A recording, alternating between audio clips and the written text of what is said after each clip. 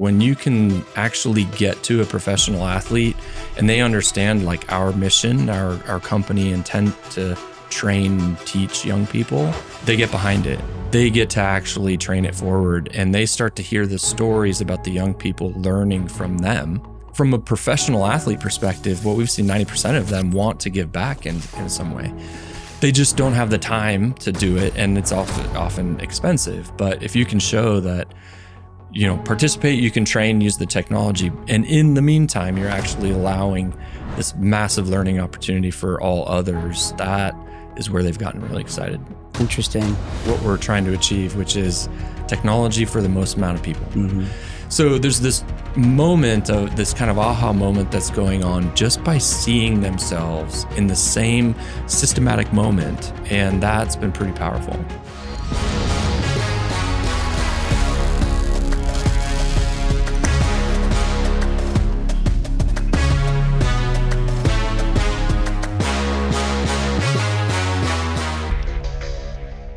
At SoftTech, we don't just follow the trends, we set them.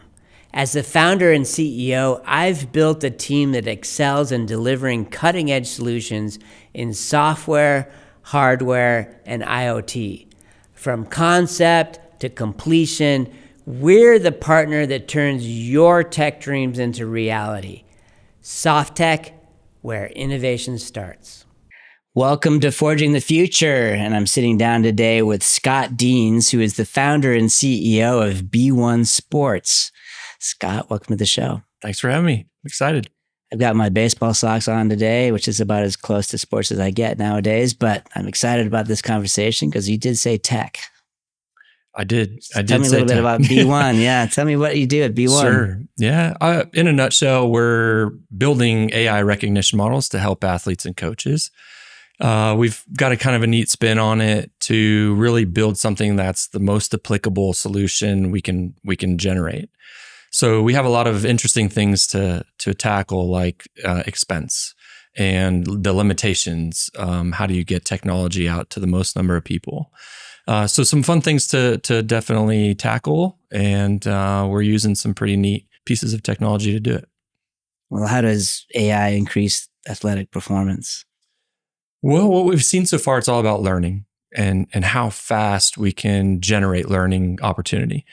So as you know, AI has been able to do a lot of different things in a variety of ways, from NLP to computer vision and things. What we found is that we can actually learn from accomplished athletes in a much, much more efficient way. And what BeONE has done is essentially created a system to do that.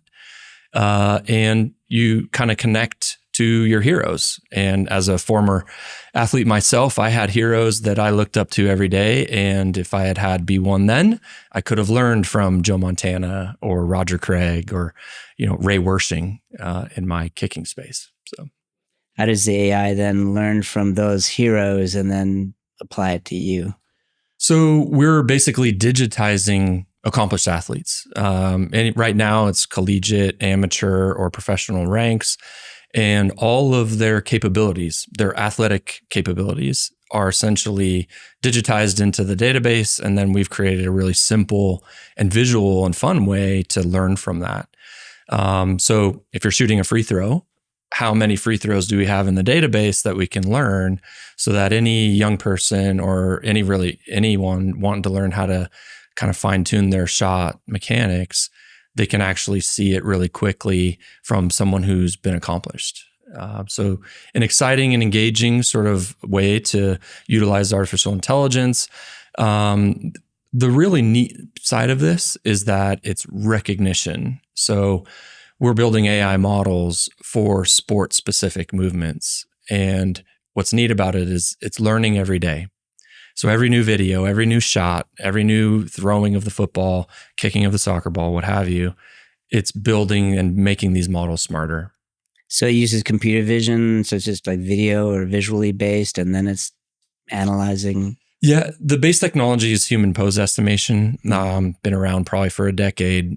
Variety of different, formats and things to use on that basis. But what we've built on top of it is actually the recognition component, which we call comparative training. And so we can take the base technology, tell it to recognize and learn certain micro actions in a movement. And then that way, that movement, should it show up in front of the computer vision or the camera, then it says, oh, you're throwing a baseball or you're throwing a football. And let me tell you how many other times I've seen it, and you get access to all the data. So it's really, again, how fast can you learn, and then limiting the barriers to that. How would I do that then? So if I want to dunk a basketball like Michael Jordan, right? And you've got the video data for that, you'd film me trying to dunk the ball and say how close I am to Michael Jordan and what I'm doing wrong and what do I need to do. So you brought a great example. Mm-hmm. So be like Mike, right? Okay. The concept of that is actually doable now. However, to do that and to do it legally and have commercial license to do that, you have to build a relationship with, in this case, Michael Jordan. So we're not quite at the Michael Jordan stage, but the concept is anyone who's out there who's willing to sort of join the BeONE mission to train it forward, if you will. We create NIL contracts. And now the company has created almost 200 specific NIL contracts with license to commercialize their athletic talents. And that's kind of a neat thing. Certainly in the NCAA now that NIL is really gone rampant with opportunities for the student athletes to earn income. And what is the NIL? So name, image, likeness. Okay. So name, image, likeness legalized in the NCAA in 2021, the same month that I founded BeONE. And this was sort of hand in hand with the technology idea I had versus this opportunity to actually learn from all these amazing athletes. And now it's just about getting it out to the world and see what kind of impact we can have. So unlike some of the movie stars, if people are following along, they were really worried about taking their digital models that they've digitized because they were on, the Avengers or whatever, and then creating Robert Downey Jr. in whatever movie they wanted, right? And so, but in your case, you're actually getting a contract with the athlete that says, we're going to use this data, and they can also monetize that. That's right. Okay. There's a lot of things that we have to be aware of. So first of all, anything broadcasted through TV, those are all media rights and broadcast rights and all of those things. There's also a really important component around IP, brands and marks, logos, all of that. So in the NIL world, you have to be really careful of that because, IP has a really high value, and startups aren't going to be paying the kind of dollars that you see for professional endorsements and advertisements. So we have to work with the athletes directly, and in some cases, based on state legislation and laws, we have to work with them to go film. Or in some cases, which is really exciting with the potential at Rice University, we're going to be able to actually share brands and marks through the digital version available through the app. And that is going to be a first of its kind. Anything short of kind of Madden football and EA Sports, this is kind of the first time where you're actually going to see some brands and marks. You're going to see the athletic talents for commercial purpose. And the real neat thing about this is the student athletes are earning, not doing anything that they're already doing. As a former student athlete, I know you don't have time to be doing additional things. So what a cool idea that we can actually monetize stuff for you so passive income is possible. So you focused on like collegiate athletes for that reason now, because the pros are obviously millions of dollars for their NIL. Right? Yeah. So we started off in the collegiate world. We were really successful because of the advent of Icon Source and Mogul and Influencer and Open Doors, all these platforms that are connecting athletes to brands. What we saw, though, is the professional world actually wants to get behind the mission. And when you can actually get to a professional athlete and they understand like our mission, our company intent to train and teach young people, they get behind it. They can make a little money. They're not going to make professional, athlete money, but they get to actually train it forward, and they start to hear the stories about the young people learning from them, and they've not had much effort to be part of the BeONE family or participate. So you are finding that these athletes are open to their secret sauce? I mean, so it's like, hey, I'm going to train these people how to play like me. Yeah, absolutely. So most recently, Drake Callender is become a friend, but he's the captain of Inter Miami FC, one of the most well-known soccer teams on the planet, probably now. And Drake was really interested in the technology to train. He's just consistently wanting to get better, and we're looking for tiny fractions of improvement opportunity. But he also is very interested in passing it forward or training it forward. So now we have goalkeepers around the world, literally around the world, training from Drake because we've digitized a lot of his elite movements into the platform. And from a professional athlete perspective, they are really always wanting to give back. A lot, what we've seen, 90% of them want to give back in some way. They just don't have the time to do it, and it's often expensive. But if you can show that, participate, you can train, use the technology, and in the meantime, you're actually allowing this massive learning opportunity for all others, that is where they've gotten really excited. Interesting. The neat thing is the ones that are getting behind it, they're not in it for the money, right? They're in it for this other higher potential about seeing a kid make the team or seeing a kid get a scholarship, and it was in some way catalyzed by their participation at BeONE. Mm-hmm. And that's kind of the exciting thing about all this. But isn't there a lot of concern about AI models being trained on proprietary data? I'm not sure about like the athletic movement proprietary data. Mm-hmm. Certainly other applications of AI models, there's a lot of contention. What we've seen so far is, and I actually had a defensive end at the professional ranks say to me, so wait a minute, you're going to digitize my movements, make that commercially available, and now all of my competitors know exactly what I do? Yeah. And I said, you don't think they already know? Mm-hmm. Right? There's so much data. There's so many camera installations. There's so many angles of what these guys do and gals do. And it's analyzed by all the coaches. It's already overanalyzed, all the stuff, yeah. So what we're doing is finding a new way to actually, in a fun way, to take those things and create a whole nother pipeline of opportunity with it. If there was a case where someone could come back and competitive advantage was created by a BeONE model being available, mm-hmm. I'd be really interested to hear that story. Mm-hmm. And in that case, we would maybe make an adjustment somehow. But, the other side of this, we are working with teams now who have talked about exclusivity. For example, if we're going to work with a high-level team and we're creating data models of their number one team, it's only available in their club. It's not available commercially or sort of globally. So, and we have the ability to do that. We can keep it exclusive.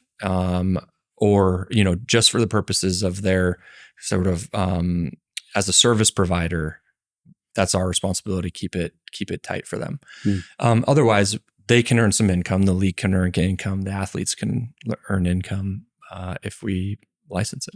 So you don't use any hardware, because I've seen a lot of sports related tech companies where they're doing sleeves and wearable suits. You're just doing vision using an iPhone. So maybe tell me a little bit more about like, what is that end user experience like? Sure. Yeah. And it gets back to what we're trying to achieve, which is technology for the most amount of people. Mm-hmm. So we don't want to use a facility. We don't want to use installed cameras or any LiDAR or radar, kind of military grade radar. This has to be a mobile device application so that 95% of the planet can participate. And then we're also building 100% like no wearables, no sensors, and no other kind of dependency on a hardware. So with nothing but a more mobile device, a user can download the app or just record video. And in that process, you'll get access to the entire BeONE database. And then through the process of the UI through the app, you're picking what sport, you're picking what action you're going to perform. So if you're a quarterback and you want to do a 5-step drop and a pass to an out route, the mechanics of that are quite specific. So we would have built a model for that. And now a coach and an athlete can work specifically on that action and see the body geometries that professionals are creating. So all of a sudden, you do that rep, and within seconds, you see yourself compared against a professional in the same space and time. And that's where the immediate learning occurs. The really neat thing that has come out of that as well, we weren't planning for this, but coaches have come to us and said, you know what? I'm finally having a different relationship with my athlete. We say, well, okay, that's interesting. Tell me more. And he said, well, I've been telling him to get his elbow up for 6 months. And coach is like, I'm getting it up. Or the athlete's like, I'm getting it up. I'm getting him. He's like, nope, it's not up. But then you show them, and all of a sudden he's like, wow, coach, you're on my side. You're trying to get my elbow up. And I see that a professional is doing it, must need to do that. So there's this moment of this kind of aha moment that's going on just by seeing themselves in the same systematic moment. And that's been pretty powerful. It's maybe a more obvious thing to people that have done speaking, right? Because one of the tools is to record someone who's giving a speech, and then they watch the video and they see, wow, I said 400 times during that speech, didn't even realize it, right? Or I've said this phrase 6 times during the same speech, and maybe I want to avoid that. And the same can be true for athletics. Yeah. But then if you add the AI on top of that, where you're actually taking the vision and then creating these form models of how they're actually moving based on the body position, and then saying, yeah, you're running that, 3 seconds slower than, most pro quarterbacks or whatever the feedback is, right? Is that the experience? Yeah. And I think addition to that is, of course, it's finding things that we just would never have found. So if you have thousands of repetitions on a particular athlete or hundreds of repetitions, you're going to see anomalies and things that are like, really, what am I doing with my hands? And you'll find the AI will say, hey, 80% of your hands are inconsistent on this movement. And you're thinking, I have to do anything with my hands. What does the hands have to do with the outcome of this action? Well, and these are things that just the human brain or the human eye is just not able to pick up. Hundreds of repetitions over 6 months of training. There's no way to actually see all that. So it's been a data-driven insight approach that has really started to uncover these new things about the way people are moving. And we're really focused in sports right now, but there's definite application now in sports medicine and rehabilitation. A lot of other human movement applications we're exploring now. Mm-hmm. So sports is a competitive landscape, right? And so is business. What are some of the barriers you've run up against in this market? I think anytime you're doing something new, there's reluctance. You got to really show a lot of proof. Certainly in this environment, there's a difficulty with getting, de-risked funding. So all of these typical challenges exist. One thing that I've seen though is we're really focused on the customer. So when the customers, in this case, athlete coaches and parents, when they come to us and say, I really like you to tweak this, or I'd really wish you could have this feature, that is what we're really focused on, because they're our early adopters. They're the ones that are going to push this through. And when we can generate some serious value for them by listening to them, that's our kind of ethos for finding success, I think. And then the investment comes, and then, generating the revenue required for the investment and all these things that kind of fall into case. For us, it's the customer. Like, understand the customer. I'm the customer. I'm a coach. I'm an athlete. What would I need to get better? And this is this kind of constant sort of conversation that we have on the team. And that's an interesting thing about BeONE specifically too, is 5 out of the 6 people on the team right now are athletes or former athletes, even up to the professional ranks. And it's not to say that I'm only hiring athletes. It's that I wanted a real infusion of what it means to be the customer. And that has really driven our design decisions, our tech decisions, our feature decisions, all of those things really based on how do we bring the most value to our customer. What's been the more pushback from the coaches or from the athletes? Actually, the coaches are 100% on board. They are really excited about what's happening. The athletes, depending on who you're talking to. So if you're talking to kind of a high school athlete, they're in this stage of just eager learning. They will have access. They want everything to get better because they're looking at the prize of a scholarship, right? If you're looking at a youth athlete, then sometimes it's really just to have fun, learn, but really just have fun. I'm not gonna be as quite as focused. The professional athlete is on the business side of things. They have tiny micro actions to get better. They don't have a lot of time to focus on it.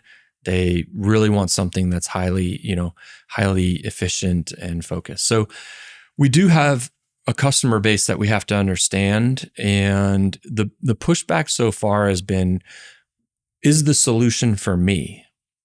And, just being 100% transparent, we have to be cognizant of what it means to design for that customer segment because it is slightly different. And if we're working with a professional team, it's a slightly different case than if we're training an 8th grader to make the team.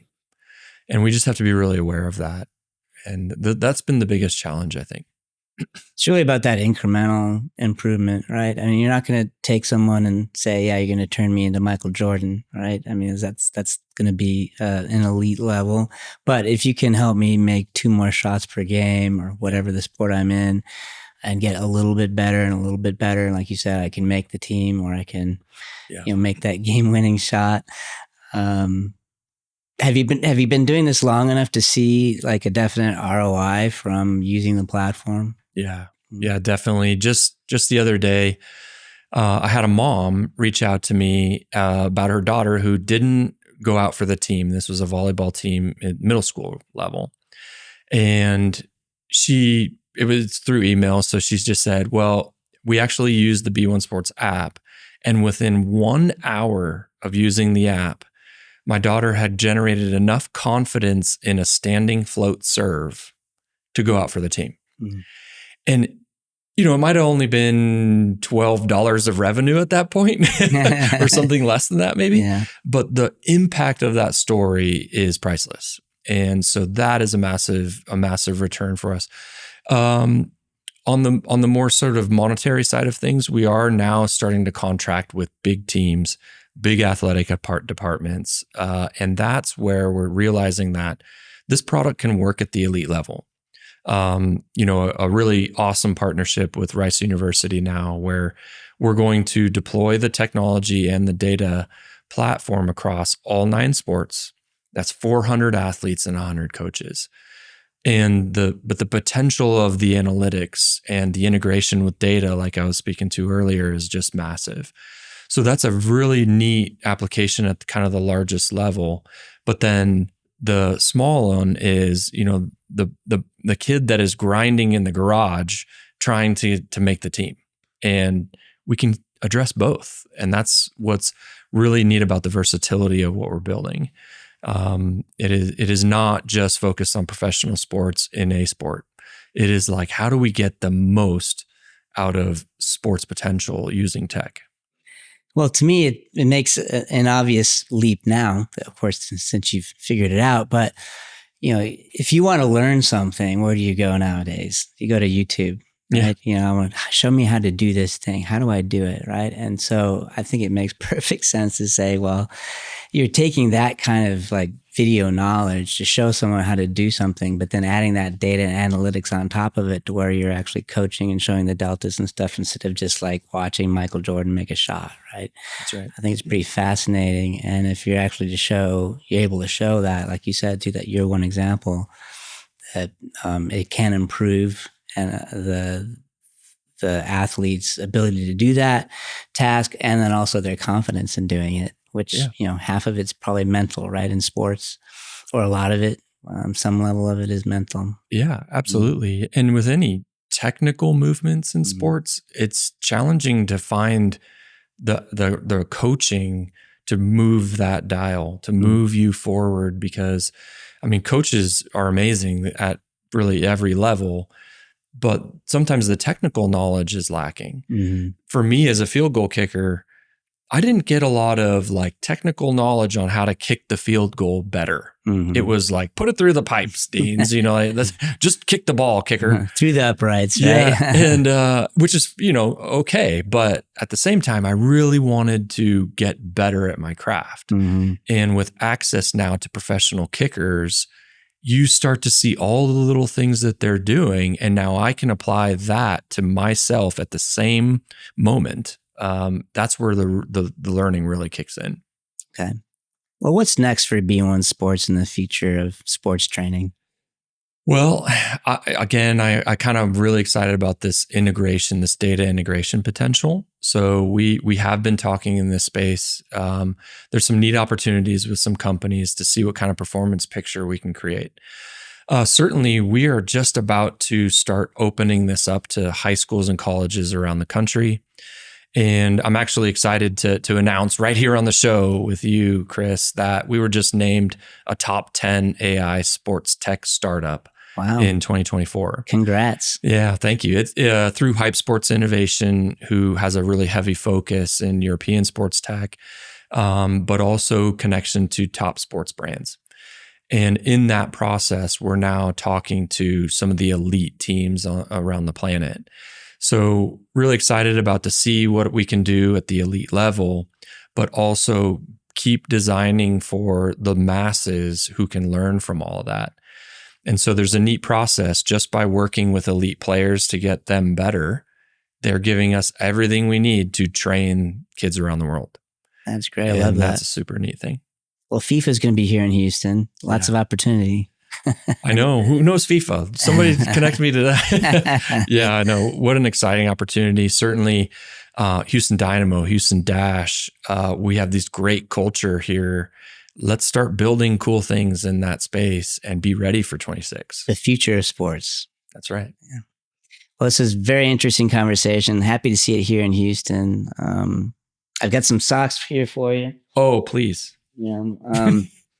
Coincidentally, also baseball related, not FIFA, but okay. I'll wear these with the new BeONE Sports baseball jerseys coming out soon. Nice. Nice. Well, thanks for coming on the show. Yeah, absolutely. Thanks for having me. Yeah. I know how important staying informed is for innovation and growth. The Forging the Future newsletter brings you the best in tech trends, startup advice, and industry insights. Join our community and forge your future with us. Subscribe now.